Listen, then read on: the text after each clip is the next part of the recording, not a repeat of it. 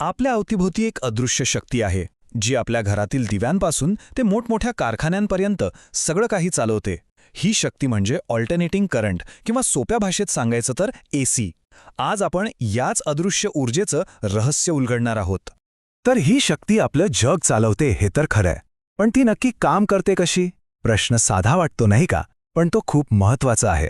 चला तर मग आज आपण याच प्रश्नाचं उत्तर शोधूया आणि एसी पॉवरचा संपूर्ण प्रवास अगदी सुरुवातीपासून शेवटपर्यंत पाहणार आहोत. तर ह्या प्रवासात आपण काय काय बघणार आहोत? सुरुवात करूया वीज कशी तयार होते इथपासून, मग तिचा लांबचा प्रवास कसा होतो ते समजून घेऊ, आणि शेवटी ती आपल्या घरातल्या उपकरणांपर्यंत कशी पोहोचते हे सगळं आपण पाहू. चला सुरुवात करूया.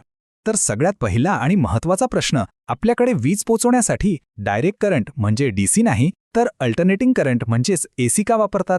याचं उत्तर तिच्या जबरदस्त कार्यक्षमतेमध्ये लपलेलं आहे. आता हे चित्र बघा. इथे एसी पॉवरचा सगळा प्रवास अगदी डोळ्यासमोर उभा राहतो. सुरुवात होते पॉवर प्लॅन्टमध्ये. तिथे साधारण 11 ते 33,000 व्होल्टवर वीज तयार होते. मग काय होतं? ट्रान्सफॉर्मर वापरून हा व्होल्टेज प्रचंड वाढवला जातो, अगदी 66,000 व्होल्ट किंवा त्यापेक्षाही जास्त. पण असं का करायचं? याचं कारण सोपं आहे. व्होल्टेज जेवढा जास्त तेवढं वीज लांब पाठवताना होणारं नुकसान कमी होतं.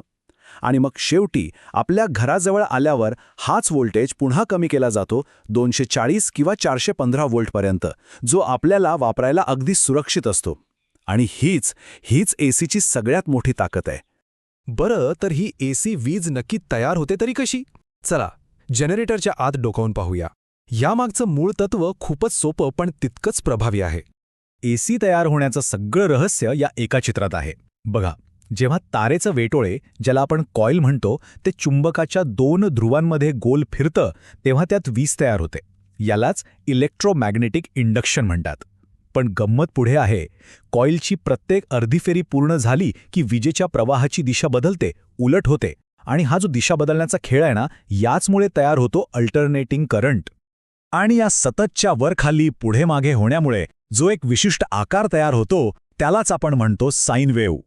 ही लहर म्हणजे एसी पॉवरची सहीच आहे, तिची ओळख आहे.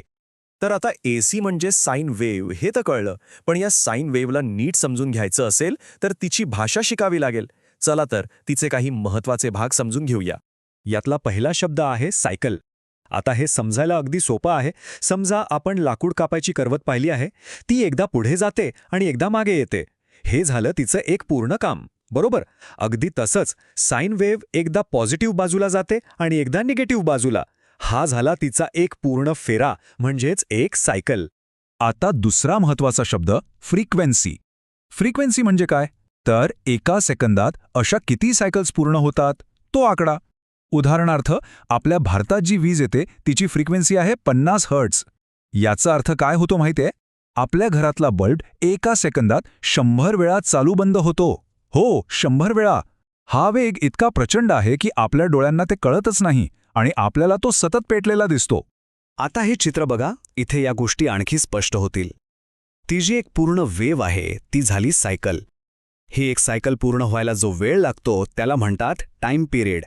आणि अशा किती सायकल्स एका सेकंदात बसतात ती झाली आपली फ्रिक्वेन्सी. सोपं आहे की नाही? ठीक आहे, पुढचा शब्द आहे अँप्लिट्यूड. हे समजायला आपण झोक्याचं उदाहरण घेऊ. झोका खेळताना तो जास्तीत जास्त किती उंच जातो? ती झाली त्याची उंची. तेच झालं त्याचं अँप्लिट्यूड. अगदी तसंच साइन वेव्ह तिच्या शून्यापासून जास्तीत जास्त किती उंच जाते त्या उंचीला अँप्लिट्यूड किंवा पीक व्हॅल्यू असं म्हणतात. ह्या चित्रात 2 गोष्टी नीट बघा. वेव्हचा जो सगळ्यात उंच पॉइंट आहे तो झाला पीक व्हॅल्यू.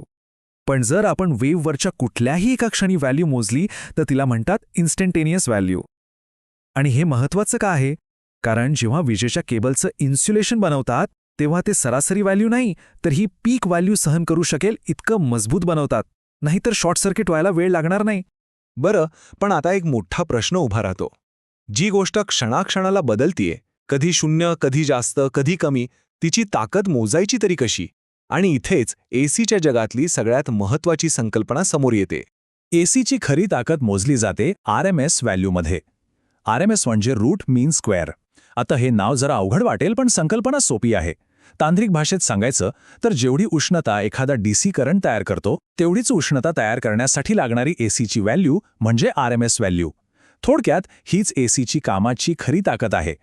हे चित्र पाहिल्यावर सगळं स्पष्ट होईल. बघा, डावीकडे एक डीसी बॅटरी आहे आणि उजवीकडे एसी सोर्स आहे आणि दोन्ही बल्ब अगदी सारख्याच प्रकाशाने जळतायत. याचा अर्थ काय? याचा अर्थ त्या एसी सोर्सची आरएमएस व्हॅल्यू त्या डीसी बॅटरीच्या व्होल्टेज एवढी आहे. आणि लक्षात ठेवा, जेव्हा आपण म्हणतो की आपल्या घरात 230 व्होल्ट वीज आहे, तेव्हा आपण तिची आरएमएस व्हॅल्यू सांगत असतो, तिची पीक व्हॅल्यू नाही. आता पुढे दोन जरा तांत्रिक पण तितक्याच महत्त्वाच्या गोष्टी आहेत. पहिली गोष्ट म्हणजे फॉर्म फॅक्टर. हे काय आहे? तर आरएमएस व्हॅल्यू आणि सरासरी व्हॅल्यू यांचं गुणोत्तर. यावरून आपल्याला त्या वेव्हचा आकार कसा आहे हे कळतं. म्हणजे ती वेव्ह शुद्ध साइन वेव्हच्या किती जवळ आहे हे मोजण्याचं हे एक प्रमाण आहे. आणि जर ती एक आदर्श शुद्ध साइन वेव्ह असेल तर तिचा फॉर्म फॅक्टर नेहमी 1.8 असतो. इंजिनियरसाठी हा एक अतिशय महत्त्वाचा आकडा आहे. आणि दुसरी तांत्रिक गोष्ट आहे पीक फॅक्टर. हे आहे पीक व्हॅल्यू आणि आरएमएस व्हॅल्यू यांचं गुणोत्तर. याच्या नावावरूनच कळतंय, यावरून आपल्याला समजतं की त्या वेव्हचं शिखर म्हणजे पीक तिच्या आरएमएस व्हॅल्यूपेक्षा किती जास्त उंच आहे. आणि शुद्ध साइन वेव्हसाठी हा आकडा असतो 1.414. आता हे आकडे महत्त्वाचे का? कारण संगणकासारखी जी नाजूक उपकरणं असतात ना, त्यांना चालण्यासाठी अगदी शुद्ध साइन वेव्ह लागते. तिथे हे फॅक्टर्स अगदी अचूक असावे लागतात. चला, आता आपण या प्रवासाच्या शेवटच्या टप्प्यात आलो आहोत. एसी सर्किट पूर्णपणे समजून घेण्यासाठी आता फक्त 2 गोष्टी उरल्या आहेत. एक म्हणजे विजेच्या प्रवाहाला होणारा एकूण अडथळा आणि दुसरी म्हणजे त्या सर्किटची कार्यक्षमता. एसी सर्किटमध्ये विजेच्या प्रवाहाला जो एकूण अडथळा होतो त्याला एक खास नाव आहे, इम्पिडन्स. यात फक्त रेझिस्टन्स नाही तर रिॲक्टन्स नावाचा एक घटकही असतो. याचं एकदम सोपं उदाहरण म्हणजे आपलं म्युझिक सिस्टम.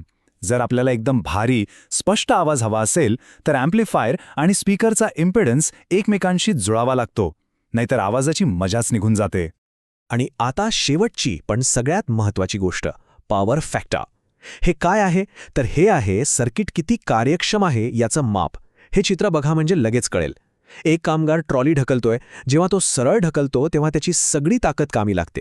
हा झाला उत्तम पॉवर फॅक्टर. पण जर तो तिरकस ढकलायला लागला तर त्याची बरीचशी ताकद वाया जाते. हा झाला खरा पॉवर फॅक्टर. मोठ्या कारखान्यांमध्ये जर पॉवर फॅक्टर खराब असेल तर त्यांची खूप वीज वाया जाते आणि त्यांना वीज कंपनीकडून दंडसुद्धा बसतो. चला, आत्तापर्यंत आपण खूप काही शिकलो. Sine wave, frequency, RMS value, power factor. पण या सगळ्या ज्ञानाचा खरा उपयोग काय? आता आपण तेच पाहणार आहोत. चला, हे सगळं ज्ञान प्रत्यक्षात वापरून बघूया. आपल्यासमोर एका इलेक्ट्रिक मोटरचं स्पेसिफिकेशन्स लेबल आहे. आता बघा यावर काय लिहिलंय. पहिलं आहे 230 व्ही. आता आपल्याला माहीत आहे ही आहे तिची आरएमएस व्हॅल्यू. पुढे आहे 50 हर्ट्झ म्हणजे फ्रिक्वेन्सी, म्हणजे ही मोटर एका सेकंदात 50 सायकल्सवर चालते. आणि शेवटी लिहिलंय 0.8 पीएफ म्हणजे पॉवर फॅक्टर. याचा अर्थ या मोटरला दिलेली 80% वीज कामात वापरली जातीये आणि उरलेली 20% वाया जातीये. पहिलंच आता या आकड्यांना एक अर्थ आला आहे. आता आपल्याला हे लेबल वाचता येतंय. तर मग आज आपण ज्या काही संकल्पना पाहिल्या त्या फक्त पुस्तकातल्या व्याख्या नाहीयेत. ही एक भाषा आहे. ही त्या इंजिनियर्सची भाषा आहे जी आपल्या संपूर्ण जगाला सुरक्षितपणे आणि कार्यक्षमतेने ऊर्जा पुरवतात. विजेच्या निर्मितीपासून ते तिच्या इम्पिडन्सपर्यंतचे हे जे अचूक मोजमाप आहे ना, हाच आपल्या आजच्या आधुनिक तंत्रज्ञानाचा खराखुरा पाया आहे.